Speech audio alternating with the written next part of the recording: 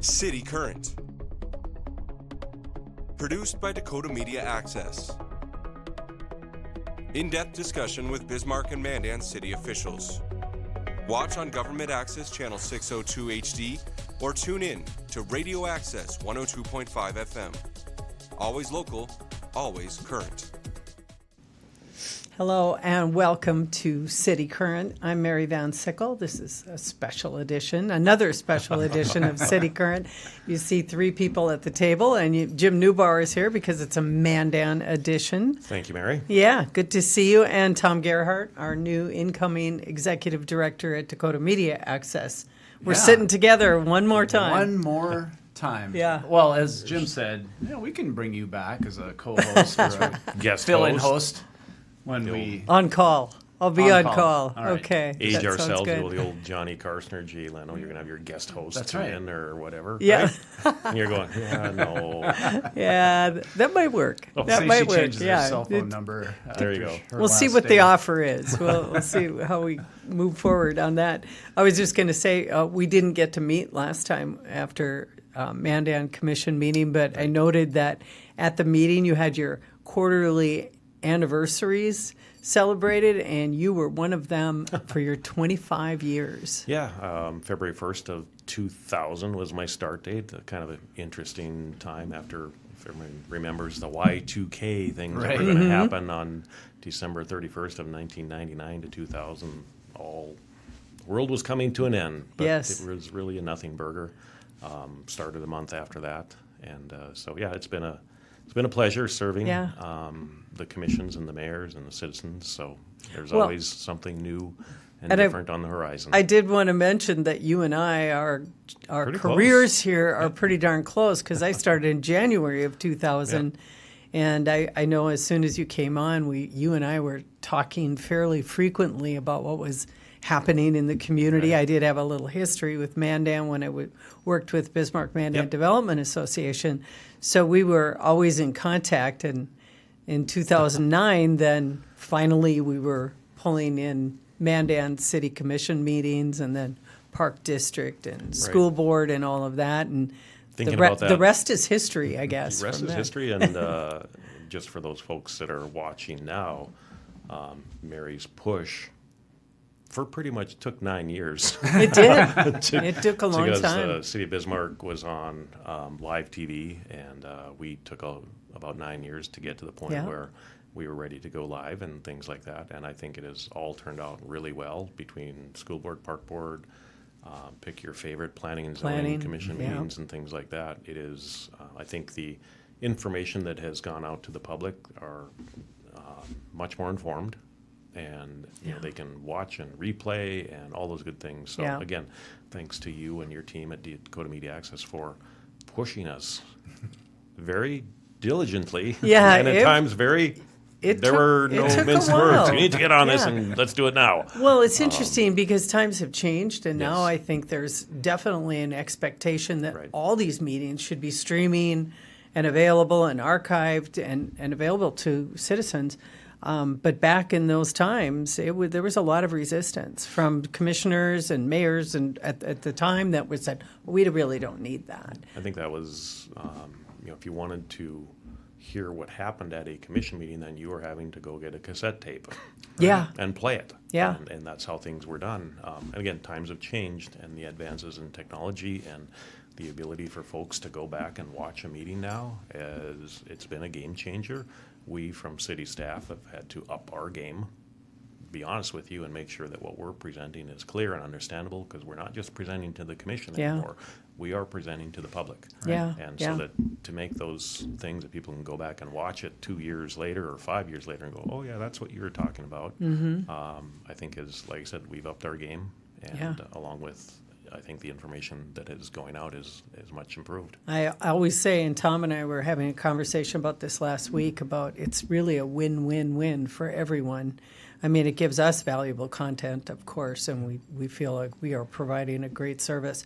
But it's great for the elected officials because I think people see how difficult it is to sit at those tables and make decisions. Right. You know, when you've got testimony coming your way and a lot of different viewpoints to consider, it's very, very difficult. And then certainly for citizens, they're more informed. This is gavel to gavel, no editorializing, nothing is cut.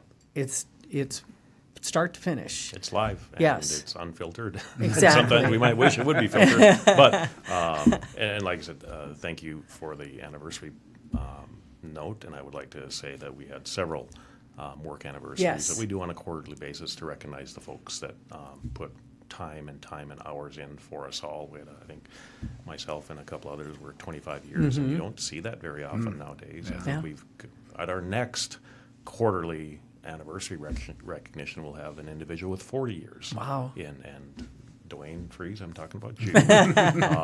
So, like I said, I think it's a really good thing that we do, not just once a year, we bring them in on a quarterly basis. And like I said, that recognition goes a long way. Yeah. And like I said, kudos to all the folks that were recognized. I'm going to go back to one more thing about the 2009 start with the city of Mandan. It really speaks to the power of a grassroots effort by a citizen in Mandan. We'll mention her name, Susan Beeler, who's very active and advocate for the city of Mandan. She was pushing for the meetings to be covered and literally came in and got a camera and the microphones and all the equipment and went repeatedly to grab these meetings and record them, and then she'd provide, it wasn't live, obviously, but she'd give us those recordings and we'd put them out. And I think it was, our conversations over many years, but then Susan's efforts. I think the commission at the time and the mayor were finally like, well, I guess it's going out there anyway. We might as well do it the right way. Might as well do it professionally. Right, I think, exactly. And the hesitation sometimes was the cost. Sure. And while Mary and Tom's email is freetv.org, right? It is not free. No, it isn't. It is free to the public, but there is a cost to it. And on our end, we had to create a control room and buy the equipment and things like that. So sometimes there's a financial consideration of that, and even upgrading, which we did, I think, a couple of years ago now. There is a cost to this, but it is very well worth it. Because of the services that Dakota Media provides to us. So you really get your pulse on what's going on in Mandan or Bismarck, and just coming in and really paying attention to these meetings, especially the last few weeks. Yep. I've learned a lot. And the great thing about this show is we can, synthesize some of it and dig in a little bit. So I think the information's great. And on that note, that's our job, is to talk about what happened last night at the city commission meeting, and started with some announcements. And Tom, you were going to lead off here. Yeah, I thought this just caught my attention, Jim, and I know this is a fairly new program, but it's a neighborhood revitalization initiative, and there's some details with it, but I think Gate City and Capital Credit Union are offering some low-interest loans. There's some criteria, but big shout outs to those two entities for providing those. I think there's, I think Gate City is looking at $2 million and low interest loans, which are 4.48%. Repayment 10 to 15 years. Minimum, I think, is $10,000, max of $100,000. And I think the Capital Credit Union is allocating $750,000. So these are not unlimited funds. There is a cap to them, and we hope to reach that cap, because then we can go back and say, hey, let's pony up some more. Interest rate is very similar at 4.49%. Again, 10 to 15 years, minimum $10,000, max of $100,000. Gives those homes in town, some of the older housing stock, the ability to obtain a low interest loan and fix up their property. So, and trying to provide some incentives to do that. So, and was it homes 40 years and older? Yep. And then I think there was the value can't be over $275,000 if I remember. Perfect. So first steps are you come in and talk to City Hall in our engineering office, and we'll be able to tell you, does your house qualify or not? And then we kind of pass you off to whatever financial institution you want to go between those two, and they take over the rest. We are not the decider on whether you're going to get a loan or not. We are just saying, okay, you meet the initial qualification, and you've got your work on your end too, and you're not repaying the city. These are, again, funds we try and provided by the two entities. And is this the second year that this program Might be has the been third year for Okay. Gate City. Don't quote me on that, but it's been around for a while, and the program has been used very well. And so it's been, we advertise it in trying to inform residents who come in and may be looking for some help on their home. Here's a way that we can help you. Yeah, it's a good program. Yes, so again, big shout out and thank you to those two entities. Yeah. So a bulk of the meeting last night, I think, was occupied by a public hearing that Yes. you had going on the First Street improvements. And we do have a map that Tom has up here that kind of outlines that area that we're talking about. And Jim, you and I have talked about this project. The commission has been dealing with this in different phases over the last few years. But this is kind of what's immediate now and what's coming quickly. Yep, immediate right now is the project area really is on the west side of the downtown area and the, back to the north of Runnings and things like that, where we're going to do we would like to do full street reconstruction, curb gutter, and underground utilities, the water, sewer lines, stormwater lines, things like that. Again, we've talked about this before, but you kind of start at the bottom of the hill and work your way up because your stormwater issues need to be dealt with right away so that if there are rainstorms and things like that, all of that drainage gets handled at the bottom of the basin, and here kind of we are. So the map that's on the screen right now, what is the significance of the different colors So that we have here? we originally had proposed this project to be one project, basically reconstructing the streets and the avenue on First Street and all the avenues from Main Street to First Street, from Collins Avenue on the east side to 6th Avenue on the west side, because we know there's a couple streets that we redid during the remediation project that those are good to go. But most of that infrastructure down there is really old, and the streets are alligatoring up, and there's not much left to fix. Alligatoring up. Is that a new term? I'm sure Technical. technical engineering like speak, that. right? So if you look at the back of an alligator, right, Yeah. it's all crinkly and cracked Yep. up. If you look at your asphalt, and that's what it looks like, Yeah. that means there's not much life left. Yeah. And you can oil it and do everything you want to it, but it's still going, you put a mill and overlay machine, the milling machine is just going to bust it up and there's nothing left. So the area that on the map again is the yellow area we're really primarily talking about to Correct. start soon. That would be phase one. Again, Okay. we originally wanted Yep. to do it all in one phase, but the funding that we were awarded was not enough to really make a dent in a $12 million project. We got, I think, $2 million. Sure. We ended up giving that $2 million back because we couldn't find a way to finance the rest of it without putting special assessments that would have been outlandish. Yeah. And very hard to pay for. So some design work, you're up to about 30% on design. The purpose last night, though, was to get some input from those property owners, obviously mostly your business district down there, get their feedback on that proposed design at this point. Correct. We had a public input meeting, I think, on February 4th on this project, and in turn,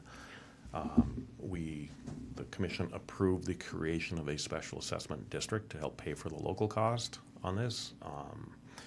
In all, we've got about a $6 million project between federal and state funds, between prairie dog money, between city utility fund money, between Department of Water Resources grant funds. We were able to lower that dollar amount down to about $540,000, I think, is what we would be special assessing to the benefiting properties. So $6 million project, $550,000 be special assessed locally. That's a pretty good deal in my world. Obviously, Sure. some people don't like that cost, but last night there's been a lot of talk about the reduction in parking. Yeah, it seemed like that was pretty much the focus. I don't recall anyone objecting to the fact that the infrastructure, sewer, water, roads, curbs need attention. Correct. There, as you said, they're alligatoring or something like that. But that was interesting, and I want to make a comment about the presentation, about the people who were at the podium. Kudos to them. It was very informative. Yep. It was very civil. We've seen some public hearings lately that have been really kind of nasty on this side of the river. We won't name names, but I think that really, the way the commission handled everything and the presenters were, they were very reasonable. Yes. They stated their concerns, and again, 99% parking issues. There is a fairly large percentage of reduction of parking, But as you were explaining to us earlier, Jim, you said you have done surveys down there with cameras and other things, seeing what the actual occupancy of the existing parking is. So that kind of justified some of the removal of some of that parking. I mean, you never want to do that, but you had the data to support that. Right. We've got our engineering folks had done a parking study on here, and I think the camera takes a picture every 15 minutes on the utilization and found that there is still available parking even if we go through the reduction as planned based on, we've got some safety and pedestrian and ADA requirements that we have to deal with in this area, so we're creating a safer avenue for folks to walk and cross the streets. Right now, it's like one big wide open thoroughfare as you're going through. And again, part of this is ADA related, and in order to do that, you need to put in some of the bulb outs, those pedestrian spots where they can kind of get out into the street safely and then cross the street in a safer manner than is currently available. So that takes up some of the parking, and then switching some of it from parallel or from diagonal parking or angle parking into parallel parking obviously takes up more room on the parallel side. But again, it creates a safer environment for people to get in and out of their vehicles and things like that. So that's the concern. We've heard the concern, and last night that's what we heard. Didn't hear a lot about the cost of the project. We heard about the parking changes.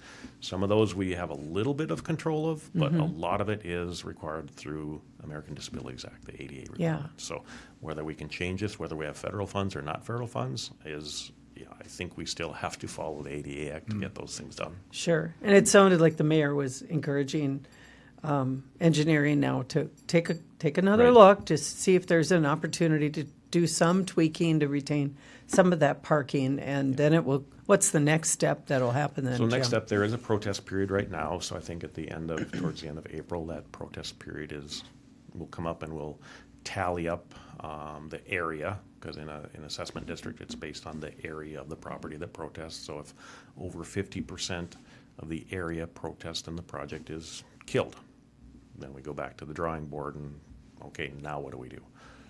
Unfortunately, if that happens, that happens. Mayor brought up a good point last night that the funds that we are using to buy this project down are not always available. We see through the State of North Dakota's most recent revenue forecast, price of oil kind of going down, the amount of funds that are generated from oil and gas tax revenue is reduced when the price of a barrel of oil goes down, which means our prairie dog funding for non-oil producing counties goes down, which also means the amount of tax money that goes into the State Resources Trust Fund, which funds water projects and helps us lower those costs, goes down. So there's a ripple effect in here. Those funds that we have now are available. It doesn't mean they're going to be available a year from now or 2 years from now. So that's why we're trying to strike when the iron is hot. I know it's complicated, but it's a matter of we have these funds available. We can commit to them now. We'll see what happens. So do the property owners now have their statement and their estimate on whatever this, so they have this information? You said, you explained what happens if it's protested, but if it isn't, then the next step is bids? If it isn't protested, like right now we're at 30% design, because we want to get to 30% design. We create the district. We don't want to go through full design, because if the district gets protested out, then we've spent significant engineering dollars that may go down the tube. But at this point in time, if the project moves forward, we go to final design, and we go through bids, and we're probably putting shovels in the ground the spring of 2026. Oh, okay. Next year. All right. So it's not a 2025 project, it's 2026. Yeah, a lot of steps. A lot of steps. Lots of steps. So we'll move on, but before we do, if you're just joining the program, you're listening and watching City Current. I'm Mary Van Sickle, the outgoing executive director at Dakota Media Access, with Tom Gerhardt, the incoming executive director.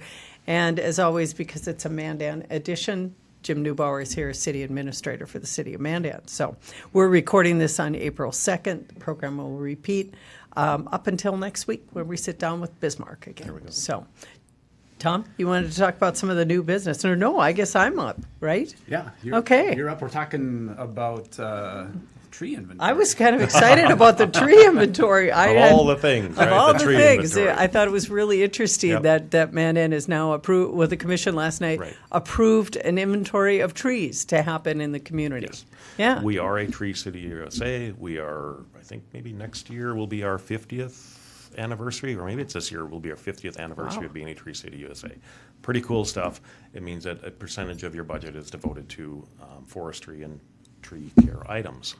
What we've been finding lately is that through the grants that we apply for, there's a checkbox, right, that says, do you have a tree inventory? If you do, your likelihood of obtaining grant money to help you combat things like Dutch elm disease, the ash borer is making its way into North Dakota, what kind of trees should we be looking at for boulevard trees and things like that. If we don't check that box, the application kind of goes to the bottom of the pile. Because again, if we don't know what kind of trees we have, where they're at, what condition they're in, we need to have something comprehensive that says, how are we attacking this? Because we want to, a lot of the federal agencies will say, we want to help you, unless you know what your problem is. We just don't want to keep throwing dollars at it. So we will be engaging a firm to do a tree inventory, which it sounds like doing it. You go out and what kind of tree do you have? It's a little more complicated than that, I guarantee you. And so commission said, yes, let's get this done so that our ability to obtain further grant monies to assist us with this increases, and I would assume this money will be paid for back over and over again through having an updated tree inventory. So. And what's the estimate? Well, the cost was about $60,000. Cost about $60,000. It is, I think, $6.25 a trunk. Okay. So they timeline for this? Timeline, I think, this fall. Okay. As soon as we can get the folks here, because there is a crew that comes in and they'll be in your community and do this kind of, let's get this done.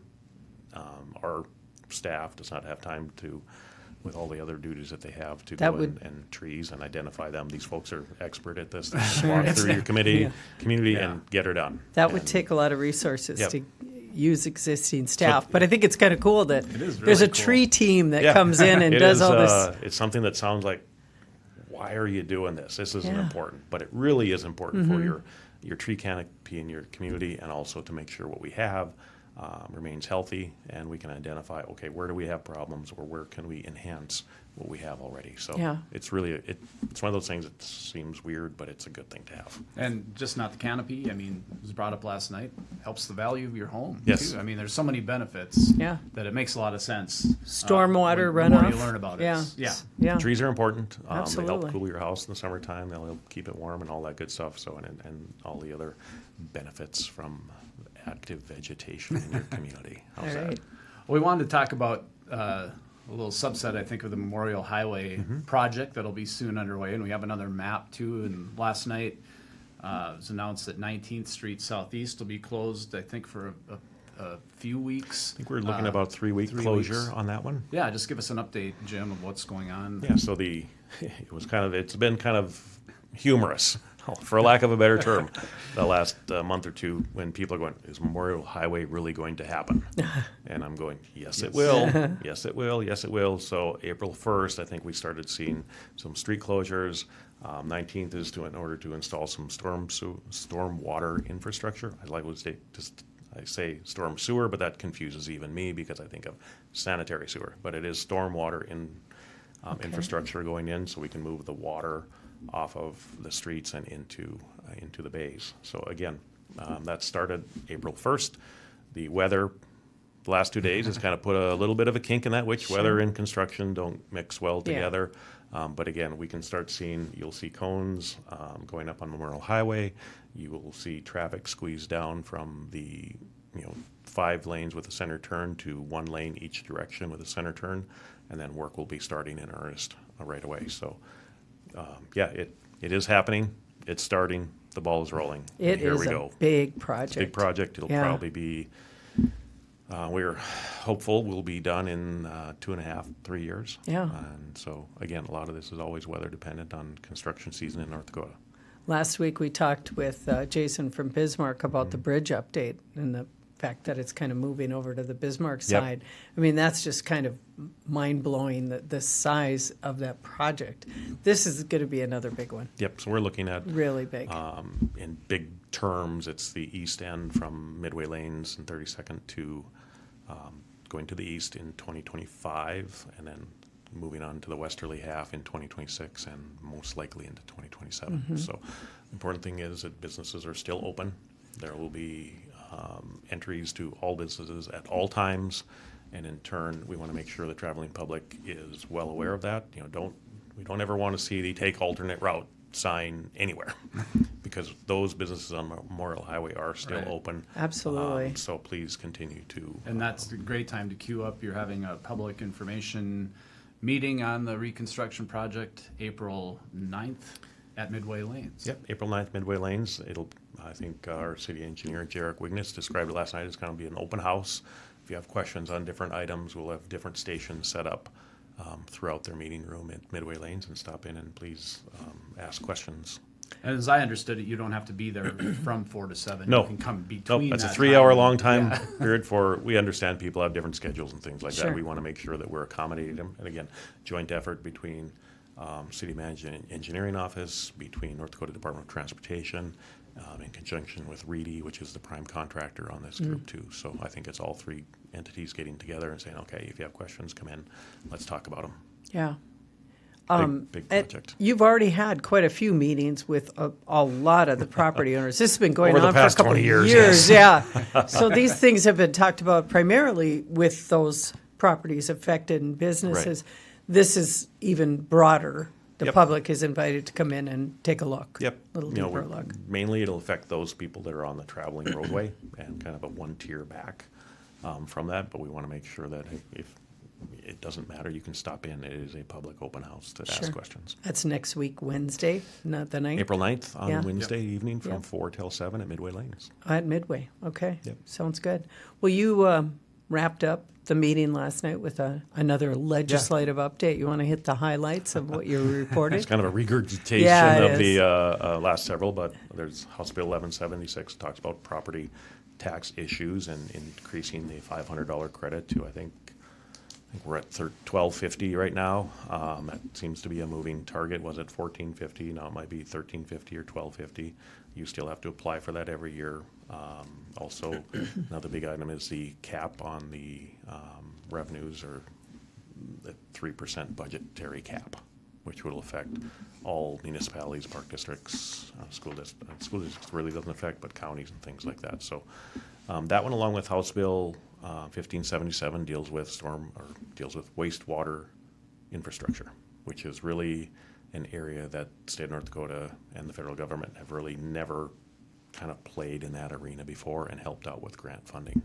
We have a significant project in our wastewater treatment plant coming up in the next 3 years. We're looking at potentially $120 million. Gee. Wow. This bill is intended to provide $25 million in total. $12.5 million, only one entity could apply for. That's the max they could get, and that would be 60% of the total. So you'd have to spend $20 million to get the $12 million grant, but they've cut that from $50 million down to $25 million, and communities under 5,000 are in another bucket in that. We hope that will move forward. It is a start. We know that the North Dakota Department of Water Resources has what they call an intended use plan, which means what kind of projects do you have out there? We know there are, I think last I heard, $1.49 billion worth of wastewater issues that need to be addressed in the state of North Dakota. Huge need. How can we start moving some of those state dollars into help the communities that are need? So those are the two big things we're working on right now. Other things, homestead tax credit are always good ones, and they're increasing dollar amounts there and things like that. So again, it's been an interesting session so far. When do you anticipate the end of the session? Coming up pretty soon, isn't it? That's a very good question. How's that? Okay.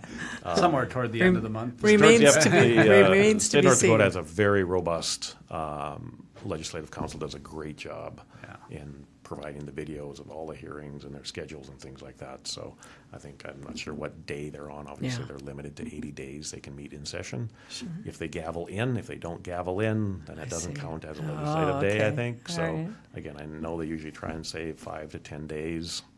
So they would meet for 70, leave 10 in case they have to be brought back in at some point during the interim between the two bienniums. Well, I know you've been really involved, not only because you're the administrator of the City of Mandan, but also because you're the president of the North Dakota League of Cities. Yeah. How long is your term then with the League of Cities? Term is 1 year. Okay. So the president, and like I said, my term will come to an end, I think, in September at the League's annual conference. So as part of that, we were in Washington, D.C. a couple of weeks ago, advocating on behalf of all cities in North Dakota, and also, because I'm there representing Mandan too, got to throw in some wastewater ideas. And what we are looking for there is to promote things that are consistent with North Dakota. We love sustainable and consistent federal transportation funding. Yeah. The ups and downs sometimes create a little bit of havoc in the construction industry and create havoc in our planning industry. There was potentially a proposed bill talking about municipal bonds. Municipal bonds are tax exempt at the federal level. One of the ideas was they should start taxing municipal bonds. Well, if you start taxing municipal bonds, the interest rate is going up, which means the cost for cities to borrow money goes up, which means it hurts the taxpayer. It might be good for the federal government, because I think the rough numbers were, if they do this, the federal treasury would gain $250 billion.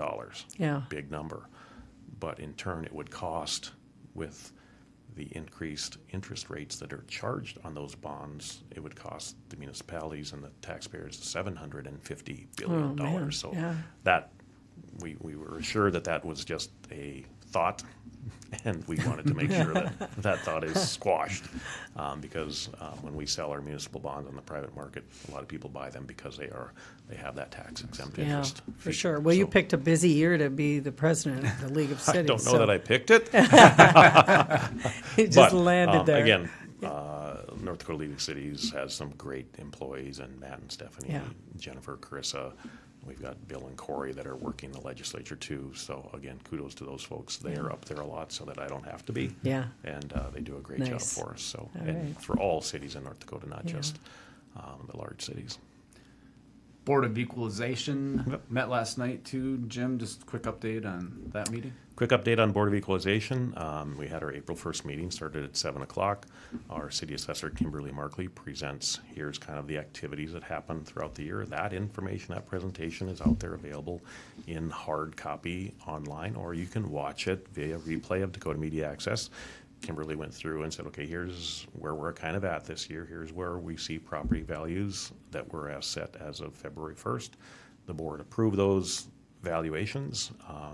And then in turn, since those valuations went out with an increase of, I think it's $3,000 or 10% more than your property value, don't quote me on that one, people would call in and say, okay, there might be a discrepancy in my valuation. And we always say, people call us, we'll schedule an appointment, we'll come out. Maybe you have 2,500 square feet and we have 2,800 square feet on your property, which will make a difference. So Kimberly then had some corrections that needed to be made. The board approved those, and now they go on to the county Board of Equalization. So it's an interesting process. City board meets in April, county boards meet in June, and then goes on to the state Board of Equalization that meets in August. So property owners have the opportunity to appeal some of this as well. Yep, you can going through appeal those from steps. city to county to state, but if you miss a step in there, if you don't go to the county or the city and you want to go to the state, you're out of luck. Okay. So again, you need to follow those procedures. And again, Kimberly and her staff do a really good job of responding and making sure that the first question is, do we have the right information in our system? Sure. And sometimes we do, and sometimes it comes up and says, well, we got it wrong. We have 1,200 square feet, and you really have 2,400 square feet. You maybe Yeah. shouldn't have called us. But we want to make sure they're right, and then the sure. valuations and taxes are equalized. Makes throughout the sense. community. Yeah. So. Well, that kind of wrapped up the actions of the commission last night.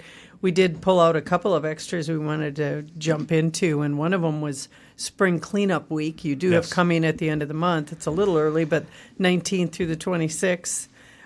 We did have a graphic, and it's on the screen. Thank you, Matt.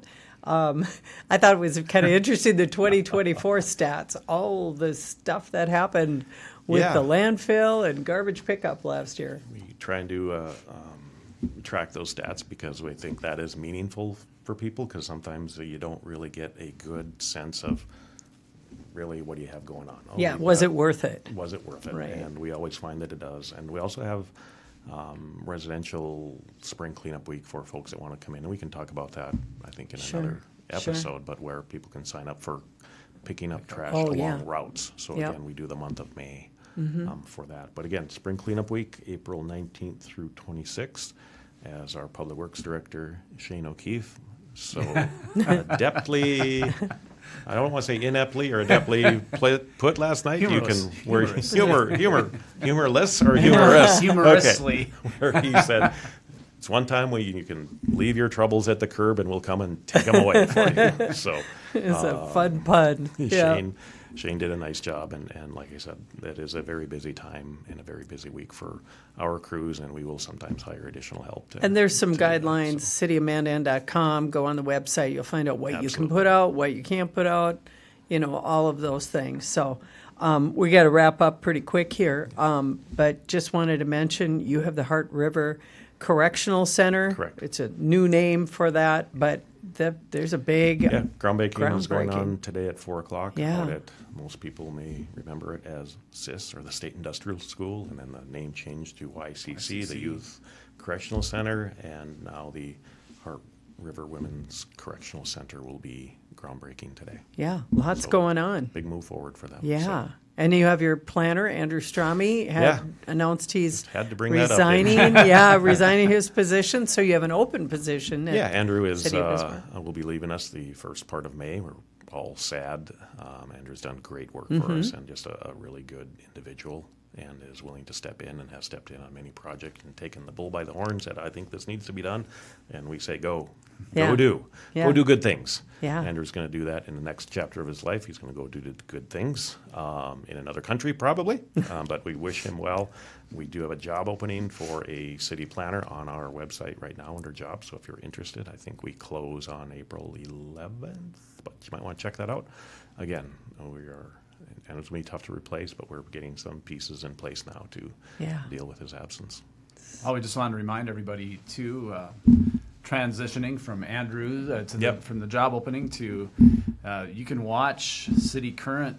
We have our apps, the DMA app that you can, in fact, I watched last night's City Commission meeting on my phone, so I could listen to everything that happened when I didn't catch what was live, and then Radio Access 102.5. You can download both of those apps to keep everything that's going on here at Dakota Media Access. And I'd like to say on behalf of the City of Mandan, Tom, welcome. Thank you. We look forward to working with you. We've known each other for a few years, and goes way back. And Mary, huge thank you to you for your 25 years. Like I said, the push to get Mandan into the live world was a long one. And well, we appreciate your support too, Jim. You've been really supportive and a friend to us here and to the whole team. I mean, we enjoy working with you and the staff at City of Mandan, as you mentioned. They're great people there too. So we, like I said, and again, huge thank you to you for everything you've done, and also with Dakota Media Access, and also the people that you've employed here. Oh, yeah. It has been a great team we have. Great team over the years. And yeah. So, Tom, you're stepping into a really nice situation. So passing the baton. Kudos to you, my friend. Yeah. Kudos. Yeah. Well, thanks, Jim. I appreciate it. And Tom, you're on your own from now on. From now on. There you go. Yeah. The official sign-off. Yes, it is. Passing the baton. So. Are you going to drop a microphone? Well, or just just walk out of the room? throw it on the ground. Yeah. So anyway, and thanks to all viewers and listeners of City Current. It's been a real honor to be here. So just want to sign off and say again, thanks for tuning in to this edition of City Current. For more information on what was discussed in this episode of City Current, visit cityofmandan.com or call 701-667-3215. If you have any suggestions, comments, or issues you would like addressed in future City Current episodes, contact us at info@freetv.org. This program airs on Government Access Channel 2 and 602 in HD. or on Radio Access 102.5 FM. It's also available as a podcast on radioaccess.org and as a video viewing link at freetv.org. Thanks for tuning in to this edition of City Current.